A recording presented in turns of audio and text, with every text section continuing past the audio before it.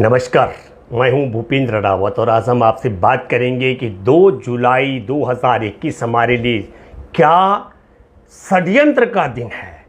2 जुलाई 2021 को हमारे देश में जो राफेल सौदा हुआ उसमें 9.5 करोड़ रुपए की दलाली की न्यायिक जांच के लिए फ्रांस के राष्ट्रपति मैक्रोन की सरकार न्यायिक जांच का गठन कर देती है और उस मसले को मेन स्ट्रीम मीडिया से अलग रख करके दूसरे समाचार और तेज हो जाएं तो भारत में संघ परिवार और मोदी और अमित शाह जी की जोड़ी उत्तराखंड के मुख्यमंत्री तीरथ सिंह रावत का इस्तीफा करा देती है और 5 मई 2020 से काबिज है चीन हमारी सीमाओं पर और सीडीएस जनरल बिपिन रावत चीन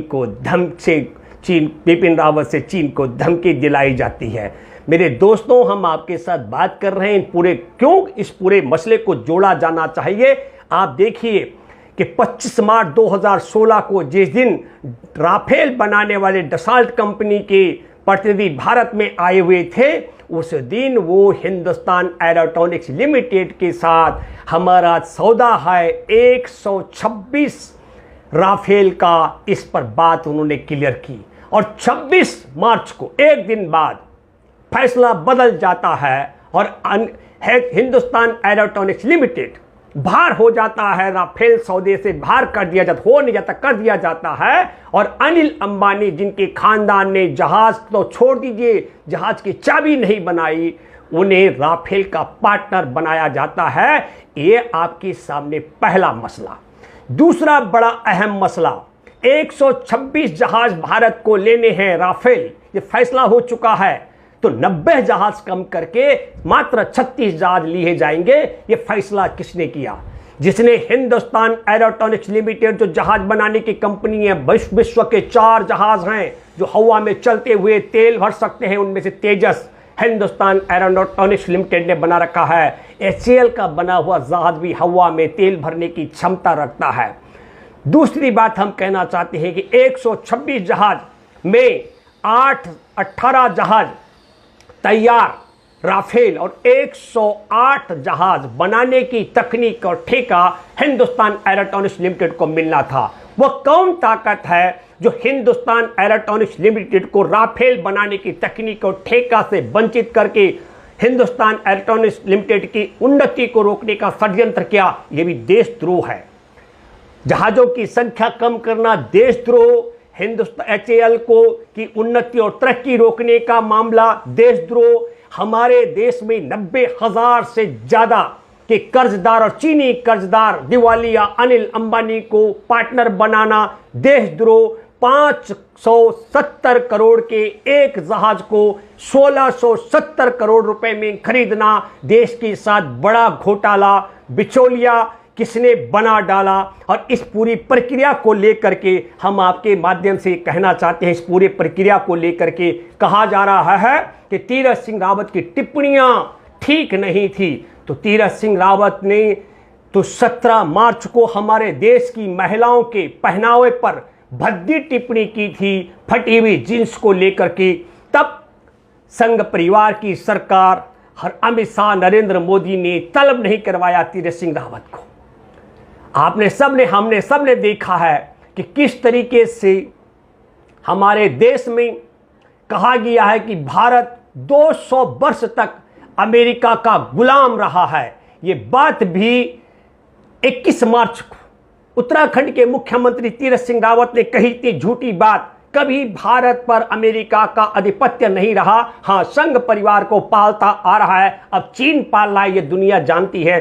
संघ परिवार जरूर उसका गुलाम रहा लेकिन भारत को गुलाम बताया गया, तब तलब नहीं किया गया। और नैनीताल हाई कोर्ट के आदेश पर कुंभ मेले में शामिल होने वाले 50,000 लोगों का रोजाना कोरोना जांच की जानी थी और कोरोना जांच करने के लिए एक ऐसी कंपनी को ठेका दिया गया 26 मार्च को, जिस कंपनी को हरिद्वार के स्वास्थ्य विभाग ने आनाकानी कर दी थी और उस कंपनी ने 1 लाख से ज्यादा कोरोना की जांच की फर्जी रिपोर्ट तैयार करवाई, तब तलब नहीं किया गया है। 13 अप्रैल को अंधविश्वास फैलाने का काम किया कोरोना काल में, तीरथ सिंह रावत ने कहा गंगा में डुबकी लगाने से कोरोना भाग जाता है, तब तलब नहीं किया गया। तो मैं आपको बताना चाहता हूं, जून के अंत में या जुलाई के 2 जुलाई तक कोई ऐसी घटना नहीं घटी थी जिसे तलब किया जाता। असल मसला क्या था कि भारत में ऐसे समाचार, मेन स्ट्रीम मीडिया और टीवी, आपने देखा होगा गोदी मीडिया ने बहुत ज्यादा राफेल में दलाली के मसले पर कोई जांच का बहुत बड़ी चर्चा और डिबेट नहीं की गई है। बड़ी डिबेट उत्तराखंड में मुख्यमंत्री को हटाने, बनाने, इन सब मुद्दों पर की जा रही है। और अचानक मैं आपको बताना चाहता हूं, 5 मई 2020 से चीन का कब्जा हमारे देश की सीमा पर जगह जगह है। लेकिन सीडीएस रावत, जिस सीडीएस रावत ने 15 जून को, जिस दिन चीन के सैनिकों ने हमारे निहत्थे जवानों को, 20 जवानों को पीट पीट कर मार डाला था, 76 जवानों को घायल कर दिया था, उन 76 जवानों में भी एक जवान की शहादत हो गई है। मैं दावे के साथ कह सकता हूं, चीन के खिलाफ 70 से ज्यादा दिन तक सीडीएस जनरल बिपिन रावत ने मुंह नहीं खोला। मोहन भागवत ने आज तक एक शब्द नहीं बोला। अमित शाह से लेकर राजनाथ सिंह, रक्षा मंत्री से लेकर प्रधानमंत्री को आपने भाषा सुना होगा। लेकिन और एक चौंकाने वाली बात मैं आपको कहना चाहता हूं, 14 अगस्त 2015 को मैं बधाई देना चाहता हूं उत्तराखंड के नव नियुक्त मुख्यमंत्री पुष्कर सिंह धामी को बधाई देना चाहता हूं। लेकिन एक अहम सवाल हमारे देश में, चीन की सीमा से सटा हुआ उत्तराखंड, और उत्तराखंड के मुख्यमंत्री ने 14 अगस्त 2015 को एक नक्शा ट्वीट किया था पुष्कर सिंह धामी ने। उसमें अखंड भारत के नक्शे में लद्दाख गायब था। ठीक उसी तर्ज पर जिस तरीके से आप और हम सब लोगों ने देखा कि 15 जून को जवानों की हत्या के बाद 19 जून को ऑल पार्टी मीटिंग बुलाकर के प्रधानमंत्री ने कहा हमारे देश की सीमा में न कोई घुसा है, न घुसाया, न हमारी जमीन पर किसी का कब्जा है। और मैंने तब भी कहा था ये देश के साथ गद्दारी हो रही है, भारत का शीश काट करके चीन के कदमों में रखने का षड्यंत्र है। एक भी शब्द संघ परिवार चीन के खिलाफ नहीं बोलता है। तो हम ये कहना चाह रहे हैं, मामला ये बिल्कुल नहीं था तीरथ सिंह रावत को। और मैं ये कहना चाहता हूं कि 70 में से 57 सीटें जिस सरकार के पास हो, 5 साल तक एक मुख्यमंत्री को नहीं दे पा रही, इसका कारण क्या है? त्रिवेंद्र सिंह रावत जो पहले मुख्यमंत्री थे, तीरथ सिंह रावत से पहले जिनका इस्तीफा लिया गया, उन्होंने 23 जून 2020 को, जिस दिन 24 घंटे में 14,933 मामले उजागर हुए थे और देश में कोरोना के मामलों की संख्या 4,40,000 पहुंच चुकी थी, उन्होंने उस दिन अखाड़ा के प्रतिनिधियों को बात की थी, संतों के साथ में कहा कि अगर कोरोना महामारी पर अंकुश नहीं लग पाया तो सांकेतिक रूप से, प्रतीकात्मक रूप से एक एक अखाड़ा के 3-3 प्रतिनिधि स्नान करेंगे। और आपको बताना चाहता हूं कि जिस तरीके से आप हमको सबको समझना चाहिए वह कौन ताकत है, जिस ताकत ने हरिद्वार के स्वास्थ्य विभाग ने जिस कंपनी को कोरोना जांच के आदेश के लिए ऑर्डर देने का मना किया था, उससे कोरोना जांच करवाना, फर्जी कोरोना जांच करवा करके 90 लाख लोग वहां कुंभ में स्नान में शामिल हुए। 90 लाख लोगों में से आपको बताना चाहता हूं कि वो अपने घर घर एक व्यक्ति जो कोरोना लेकर गया, उसको आपको और हमको सबको समझना चाहिए कि 90 लाख लोगों ने, उदाहरण के तौर पर मैं आपको विदिशा मध्य प्रदेश का जिक्र करना चाहता हूं, जहां के 83 श्रद्धालु कुंभ में शामिल हुए थे, उनमें से 22 अंडरग्राउंड हो गए थे और 21 की जांच की गई थी, 61 लोगों की जांच की गई थी। 61 में से 60 लोग कोरोना पॉजिटिव पाए गए थे। तो आप समझ लीजिएगा कि 90 लाख लोग जो कोरोना में महामारी के बीच में कुंभ स्नान करने के लिए आए, शामिल हुए, वो अपने घर भी कुंभ से कोरोना लेकर गए। उनकी भी, उनमें से भी जान गई, लोगों की, उनके परिजनों की भी जान गई। जिस गांव में, जिस मोहल्ले में, जिस कस्बे में वो रहते हैं, वहां तक उन्होंने कोरोना फैलाया। क्योंकि कोरोना का काम, कोरोना जो मैंने आपको मध्य प्रदेश का जिक्र किया, और मैं दूसरा जिक्र करना चाहता हूं, गुरुकुल कांगड़ी विश्वविद्यालय के सूक्ष्म जीव के वैज्ञानिक प्रोफेसर रमेश दुबे, उन्होंने कहा कि हवा में कोरोना का जो जीव है, कोरोना का वायरस है, वो जल्दी मर जाता है लेकिन पानी में लंबी अवधि तक जिंदा रहता है। तो जिस तरीके से वो कुंभ में स्नान के बाद जो कोरोना पॉजिटिव लोगों ने पानी में भी गंगा जल, जो आगे जाकर गंगा का जल का सेवन कर रहे थे, उनको भी घर घर कोरोना पहुंचाने का काम किया है। मैं आपके माध्यम से एक बात कहना चाहता हूं, मुख्यमंत्री उत्तराखंड का बदली करके नागालैंड में भी 8 महीना बकाया था, तब भी चुनाव कराए गए थे, लेकिन मुख्यमंत्री को बदली करने का षड्यंत्र क्यों किया गया? ऐसे 3 बड़े कारण हैं। एक तो राफेल घोटाले की जो जांच, दलाली की जांच मैक्रोन सरकार ने बिठा दी है फ्रांस में, न्यायिक जांच, उसको मेन स्ट्रीम मीडिया से उसकी जगह को हटाना।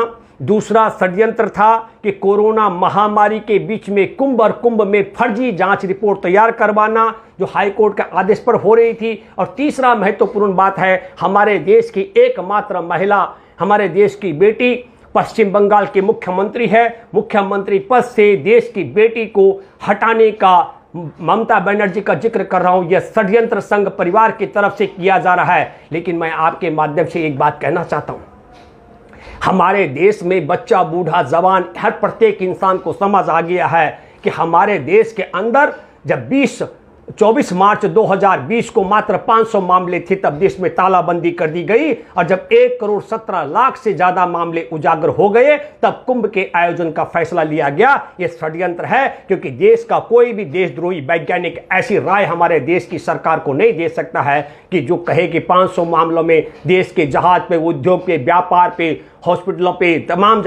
तमाम जगह ताले लगा दो। मैं हॉस्पिटलों का भी जिक्र कर रहा हूं, अस्पतालों में भी बिना कोरोना के किसी को जांच की एंट्री नहीं होती थी। हर 1 करोड़ 17 लाख से ज्यादा मामले उजागर होने पर आप कुंभ का आयोजन करा दो, तो हमारे देश के अंदर और फर्जी जांच करा करके देश भर में कोरोना की महामारी फैला दो, और एक धारा 151 का हवाला दे करके मुख्यमंत्री को हटा दो, और उत्तराखंड के मुख्यमंत्री की कुर्सी पर ऐसे शख्स को बिठा दो जिसने पहले से ही लद्दाख को भारत का हिस्सा न माना हो। और मैं आपको कहना चाहता हूं, कहा तो भारत के लिए 370 भारत के हित में हटाने की बात की जाती है, लेकिन मैं फिर दावे के साथ में कहता हूं, संघ परिवार की सरकार ने चीन के समक्ष नतमस्तक होकर के हमारे देश के शीश को काट करके उसके चरणों में रखने का षड्यंत्र कर दिया है। 2007 से उसके टुकड़ों पर पल रहा है। और मैं आखिरी बात आपके माध्यम से कहना चाहता हूं, एक बड़ी खुशी की बात आपको बताना चाहता हूं कि फ्रांस में न्यायिक जांच करने वाले जज का नाम अरुण त्रिपाठी नहीं है। फ्रांस में न्यायिक जांच करने वाला जज यौन शोषण के मामले में फंसा हुआ अपराधी नहीं है। फ्रांस में न्यायिक जांच कर रहा ये राफेल घोटाले, राफेल दलाली की, उसको राज्यसभा में कुर्सी की भूख नहीं है। और मैं और कहना चाहता हूं कि राज्यसभा की भूख भी नहीं और ताकत भी है कि वो जरूरत पड़ने पर राष्ट्रपति मैक्रोन से लेकर के पूर्व राष्ट्रपति ओलांद तक और तमाम अधिकारियों को तलब करेंगे। फ्रांस में यह जांच इतनी ही नहीं है कि 9.5 करोड़ रुपए की दलाली का मसला है, एक और अहम मसला भी है कि दसाल्ट कंपनी का 95% पैसा लगेगा, 51% शेयर अनिल अंबानी का रहेगा, 49% लाभ जो है वो दसाल्ट कंपनी को मिलेगा और अनिल अंबानी 5% शेयर जमा करेगा। दूसरी बात, बहुत विचित्र स्थिति है, एक ही सौदे को अलग अलग तरीके से कभी HAL के साथ किया जाता, कभी अनिल अंबानी के कंपनी के साथ किया जाता, ये भी जांच का विषय है। तो दलाली के 9.5 करोड़ रुपए का एक ही सौदा कभी सरकारी कंपनी कभी निजी कंपनी के साथ क्यों होता है, और दसाल्ट कंपनी पैसा लगाएगी और अनिल अंबानी 51% शेयर पाएगा। इन सब मुद्दों पर जांच होने वाली है। मैं उम्मीद करता हूं कि फ्रांस की जांच की आंच में हमारे भारत में भी आगे बढ़ेगा। मैं हैरान हूं, जिस ताकत ने सुप्रीम कोर्ट में कहलाया कि साहब ये फैसला ठीक है, राफेल का सौदा ठीक है, उसी ताकत के इशारे पर देर रात को हम CBI के निदेशक आलोक वर्मा मुकदमा दर्ज करने वाले थे।